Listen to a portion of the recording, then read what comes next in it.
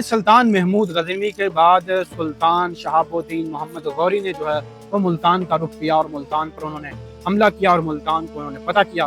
آج کی ہماری یہ جو منی سیریز کی ایپیسوڈ نمبر 5 ہے، اس میں ہم آپ کو ملتان پر شہاب الدین محمد غوری کا جو حملہ تھا اس کے متعلق بتائیں گے۔ اسی کے ساتھ میں ہوں سفیان علی اور آپ دیکھ رہے ہیں ڈبل ایم ٹریول۔ اگر برصغیر میں کسی ایک مسلمان حکمران کو، مسلمان جو فاتح ہے، اس کو مستقل اسلامی کار کا بانی کہا جائے تو وہ شہاب الدین محمد غوری ہوں گے۔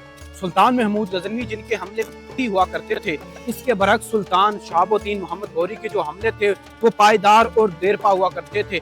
وہ نہ صرف ایک عسکری حملے ہوتے تھے، اس کے علاوہ سیاسی، ثقافتی اور جو ہے اس کے علاوہ تہذیبی طور پر جو ان کے حملے تھے وہ کافی پائیدار ثابت ہوئے، جنہوں نے جو تاریخ کا جو رخ ہے اسپیشلی جو برصغیر میں انہوں نے موڑا۔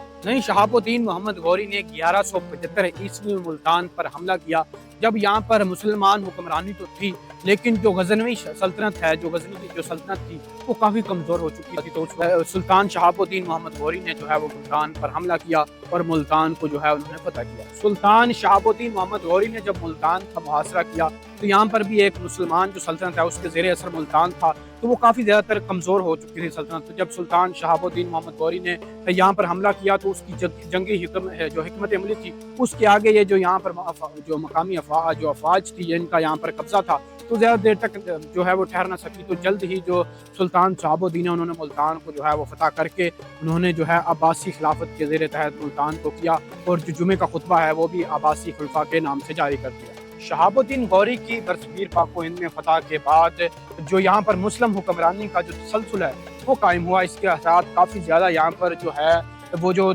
ثقافتی، روحانی اور مذہبی جو تبدیلیاں ہیں وہ یہاں پر دیکھی ہے۔ آج کی منی سیریز کی ایپیسوڈ نمبر 5 میں ہم نے آپ کو سلطان شہاب الدین محمد غوری کا ملتان پر جو حملہ تھا مختصر ہم نے آپ کو بتایا۔ امید ہے آپ کو ہماری یہ جو ویڈیو ہے، ہماری جو کاوش ہے پسند آئی ہوگی۔ اسی کے ساتھ اپنے میزبان سفیان علی کو دیجیے اجازت، نگہبان۔